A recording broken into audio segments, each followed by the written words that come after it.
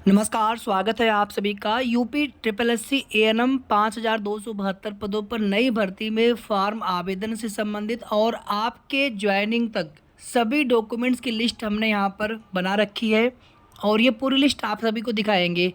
और इनमें से कौन कौन से डॉक्यूमेंट्स आपको अभी आवश्यक है फॉर्म आवेदन के लिए, ये भी आप सभी को बताने वाले हैं। सही जानकारी सभी बहनों तक पहुँचे, बस इसीलिए आप सभी से एक रिक्वेस्ट होती है कि आप लोग वीडियो को जितना हो सके शेयर जरूर कर दिया करें। आज सुबह से और कल भी आप सभी कई बहनों के हमारे पास फ़ोन कॉल भी आ चुके हैं, मैसेज भी, कुछ कमेंट भी आप लोगों ने देखा होगा कि क्या पेट 2022 से भी फॉर्म आवेदन हो सकते हैं। कल देखिए, जो भी सिस्टर आयोग गई हुई थी या यूपी ट्रिपल एस सी में कुछ अन्य भर्ती के भी अभ्यर्थी धरना दे रहे थे अपनी मांग को लेकर के, जो कुछ भी बातचीत हुई थी उसकी जानकारी ऑलरेडी आप सभी को बता चुके हैं। पीईटी 2023 से ही एएनएम नई भर्ती के लिए फॉर्म आवेदन होंगे। पेट 2022 से फॉर्म आवेदन नहीं लिए जाएंगे। बिल्कुल क्लियर है ये चीज़ें। अगर कहीं से बताया जा रहा है तो वो सिर्फ एक कहीं ना कहीं भ्रम है उनको, या उनको पता नहीं होगा। बाकी पेट 2022 की वैलिडिटी ही समाप्त हो चुकी है। और एक सवाल आप सभी के मन में और है कि पेट 2023 की वैलिडिटी क्या 28 अक्टूबर को समाप्त हो रही है? तो ऐसा कुछ भी नहीं है। जब तक नए पेट यानी पेट 2024 का आयोजन हो नहीं जाता, उसका रिजल्ट आ नहीं जाता, तब तक पेट 2023 की वैलिडिटी बढ़ाई जाती है, बढ़ाई जाएगी। इसके पहले भी ऐसा हुआ है। तो इसलिए कहीं से भी पेट 2023 की वैलिडिटी 28 अक्टूबर तक समाप्त नहीं होने वाली है। वैलिडिटी आगे बढ़ती रहेगी। आप लोगों को पेट 2023 से ही फॉर्म आवेदन करना है। पेट 2022 से कोई भी फॉर्म आवेदन नहीं होंगे। पेट नहीं हटने वाला है। जिन भी सिस्टर्स के नंबर नेगेटिव में है, किसी भी एक में, नॉर्मलाइज्ड या फिर वास्तविक में, आप लोग फॉर्म फिल कर सकते हैं। फॉर्म फिल करने में कोई दिक्कत नहीं होगी। लेकिन शॉर्टलिस्टिंग के समय आपको मे भी प्रॉब्लम आए तो फॉर्म आप लोग भर दीजिएगा। तैयारी आप लोग कर सकते हैं।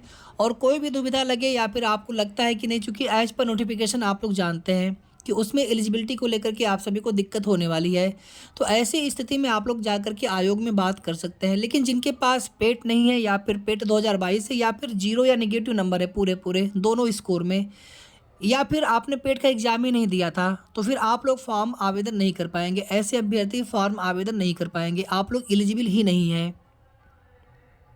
चलिए अब आगे डॉक्यूमेंट्स की लिस्ट देख लेते हैं। और आप में से किसी भी सिस्टर को हमारा बैच, आपके नई भर्ती के लिए क्लास अगर ज्वाइन करना हो तो आप हमें डायरेक्ट इस नंबर पे संपर्क कर सकते हैं, 9315707758।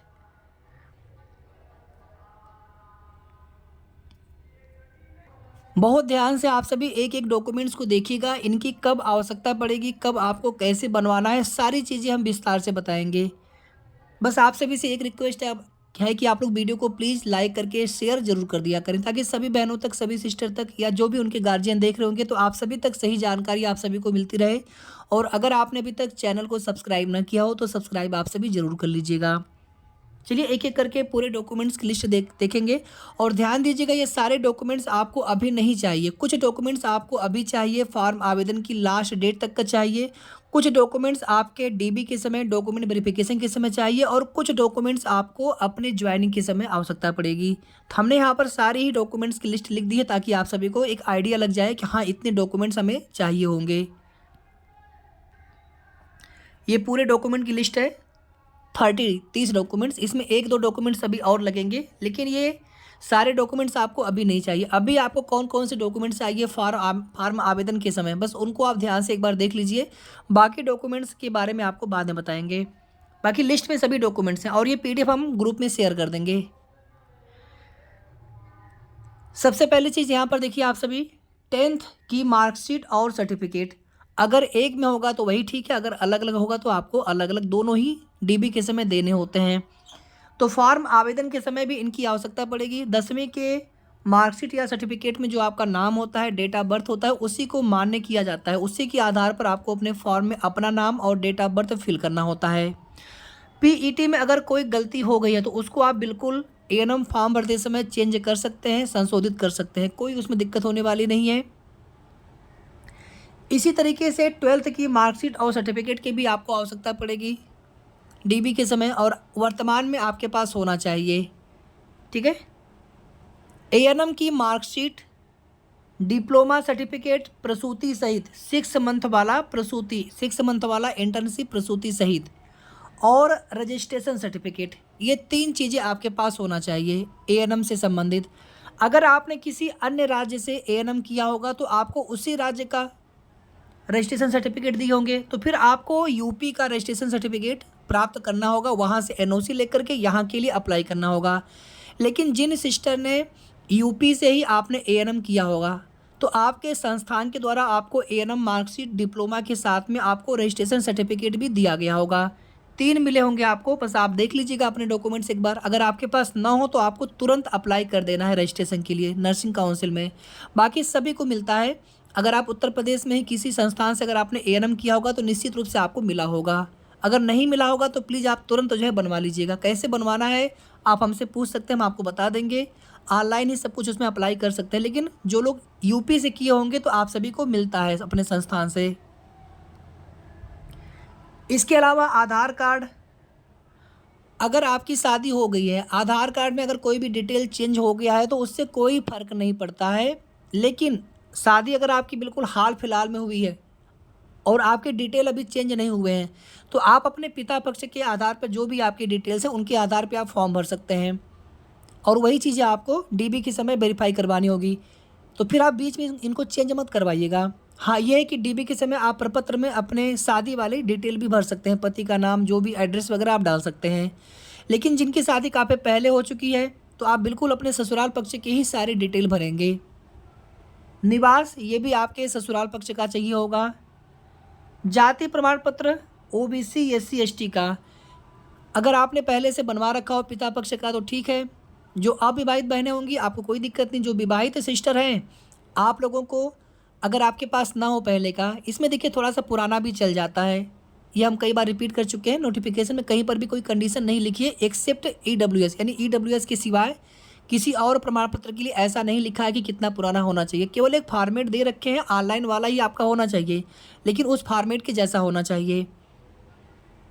अगर आपको नया बनवाना हो तो आप अपने जो विवाहित बहनें होंगी आप अपने ससुराल पक्ष से एक आख्या ऑफलाइन में लिखवा लीजिएगा। उसी आख्या को लेकर के अपने मायके पक्ष की तहसील से, लेखपाल से, संबंधित लेखपाल से ऑनलाइन करवा लीजिएगा जाति प्रमाण पत्र के लिए।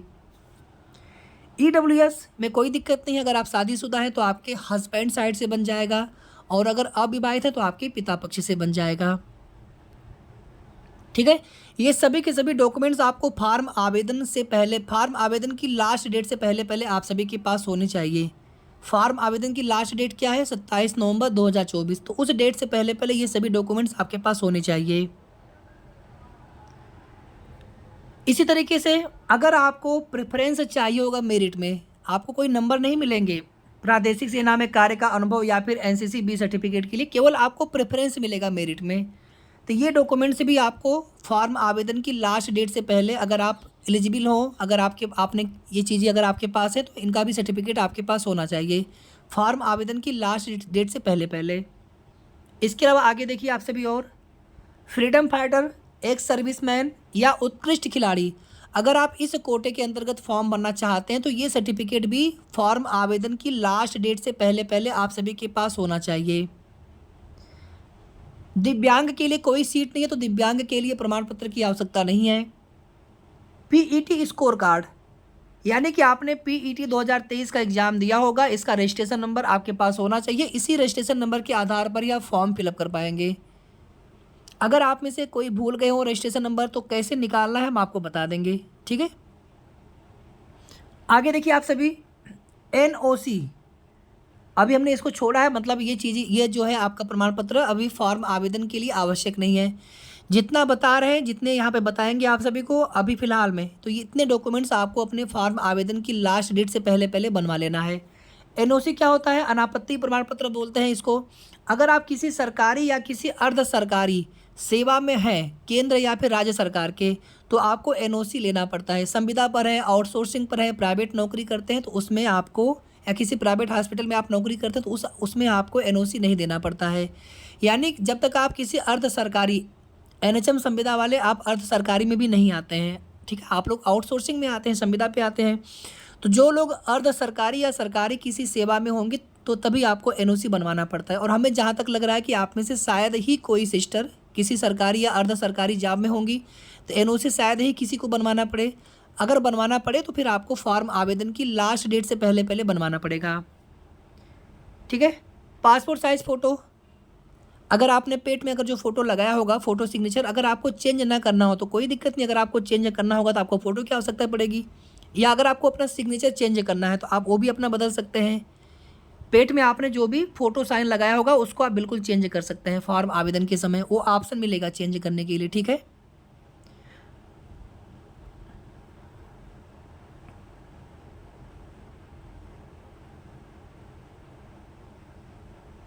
थोड़ा सा और देख लीजिए। अभी फॉर्म आवेदन के समय की सारी बातें हो रही हैं। फॉर्म आवेदन के समय की सारी चीज़ें, सारे डॉक्यूमेंट्स की लिस्ट आपको यहाँ पर बता रहे हैं। और जो जो डॉक्यूमेंट्स हम यहाँ पे छोड़ रहे हैं, इसका मतलब वो डॉक्यूमेंट्स आपको आगे चाहिए होंगे, उनको आगे आप बनवा सकते हैं। अगर कोई सिस्टर आपने किसी अन्य राज्य से कोर्स किया है एएनएम का, या 10वीं 12वीं कोई भी पढ़ाई आपने की है, लेकिन आप उत्तर प्रदेश की मूल निवासी हैं, और अगर आपको आरक्षण का लाभ चाहिए, ईडब्ल्यूएस, ओबीसी, एससी या फिर एसटी से अगर आप बिलोंग करते हो, तो बिल्कुल आपको आरक्षण का लाभ मिलेगा। क्योंकि आपको अपने पिता, ईडब्ल्यूएस का छोड़ दीजिए एक सेकेंड के लिए, ओबीसी, एससी, एसटी में आप अपने पिता पक्ष के आधार पर, चूँकि पिता आपके उत्तर प्रदेश के मूल निवासी हैं, तो उनके आधार पर आप बनवा सकते हैं अपना कास्ट सर्टिफिकेट, और बिल्कुल आपको आरक्षण का लाभ मिलेगा। ठीक है। और अन्य राज्य में आपकी शादी हो गई हो, या फिर अन्य राज्य में आपने पढ़ाई किया हो, उससे कोई मतलब, कोई फ़र्क नहीं पड़ता। लेकिन अगर आप किसी अन्य राज्य के निवासी हैं, पिताजी आपके किसी अन्य राज्य के निवासी हैं, आपकी शादी यूपी में हो गई हो, या फिर आपने सारी पढ़ाई यूपी से की हो, तब भी आपको आरक्षण का लाभ नहीं मिल पाता है, क्योंकि आपके पिता पक्ष से ही आपकी जाति देखी जाती है। ईडब्ल्यूएस के केस में भी आप उत्तर प्रदेश की मूल निवासी होने चाहिए। अगर आपकी शादी किसी अदर स्टेट के पुरुष से हो गई हो, तो फिर उनके आधार पर आपको आरक्षण का लाभ नहीं मिल पाएगा, क्योंकि इसमें उत्तर प्रदेश की मूल निवासी आप रहेंगे तभी आपको आरक्षण का लाभ मिलेगा। महिला आरक्षण आपके भर्ती में है नहीं, क्योंकि सभी महिला अभ्यर्थी ही आवेदन करने के लिए पात्र हैं, तो अलग से कोई महिला आरक्षण, क्षैतिज आरक्षण नहीं मिलेगा। ठीक है। तो हमने यहाँ पर जितने भी डॉक्यूमेंट्स के बारे में आप सभी को बताया है, 10th का, 12th का, एएनएम का, आधार, निवास, जाति, ईडब्ल्यूएस, प्रादेशिक सेना में कार्य का अनुभव या फिर NCC certificate, freedom fighter, ex-serviceman, उत्कृष्ट खिलाड़ी, PET score card, NOC, photo, और इसके अलावा कास्ट सर्टिफिकेट से संबंधित जो भी आपके मन में डाउट थे, तो बस इतने ही आपको डॉक्यूमेंट्स को ध्यान में रखना है फॉर्म आवेदन के लिए। कुछ जो बाकी के डॉक्यूमेंट्स हैं उनको देख लीजिए कि इनकी आवश्यकता कब पड़ती है, ताकि आपके मन में किसी भी तरह का कोई कन्फ्यूजन न रहे। अनुभव प्रमाण पत्र आपको डीबी के समय देना होगा, डॉक्यूमेंट वेरिफिकेशन के समय देना होगा, उसी समय आप बनवा सकते हैं, कोई इसमें दिक्कत होने वाली नहीं। इसमें क्यूआर कोड वाला ऑनलाइन बनता है, ये वही मान्य किया जाता है। डीबी के समय केवल इसको स्कैन करेंगे और सारी जो डिटेल आपकी होती है ऑटोमेटिक वहाँ पर शो होने लगती है। नाम में त्रुटि के लिए शपथ पत्र, अगर नाम में कोई मिस्टेक हो गई हो किसी कहीं पर नाम में, तो आप उसको करेक्शन करवा सकते हैं। अगर ना करवा पाए तो आपको डीबी के समय एक शपथ पत्र देना होगा, एफिडेविट देना होगा। पैन कार्ड, बैंक अकाउंट, योगदान आख्या, शपथ पत्र, चरित्र प्रमाण पत्र, मेडिकल या फिटनेस सर्टिफिकेट,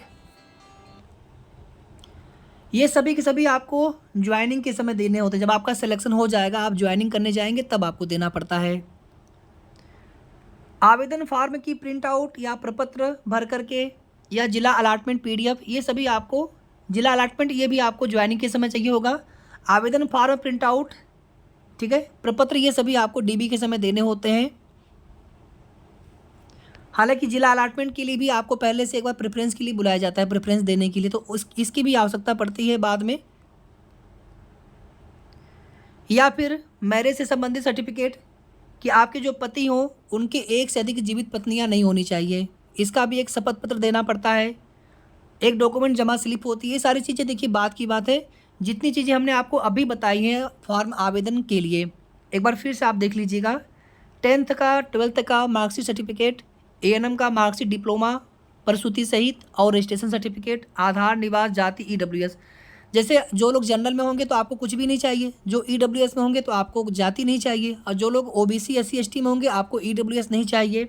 ठीक है, तो ये चीज़ें आप समझ सकते हैं कि इसमें आपको कौन से बनवाने होंगे, सभी नहीं बनवाने हैं। प्रादेशिक सेना में कार्य का अनुभव या फिर एनसीसी सर्टिफिकेट, अगर आपके पास हो तभी आपको बनवाना है। फ्रीडम फाइटर, एक्स सर्विसमैन, उत्कृष्ट खिलाड़ी, अगर आपको क्षैतिज आरक्षण चाहिए, अगर आपके पास अगर ये है चीज़ें तभी आपको बनवाना है, अदरवाइज आपको नहीं बनवाना है। पीईटी स्कोर कार्ड सभी के पास होना चाहिए, रजिस्ट्रेशन नंबर। एनओसी सिर्फ किसके लिए है? जो कि पहले कहीं से सरकारी सेवा में काम करते होंगे, सिर्फ उनको लेना है, ठीक है।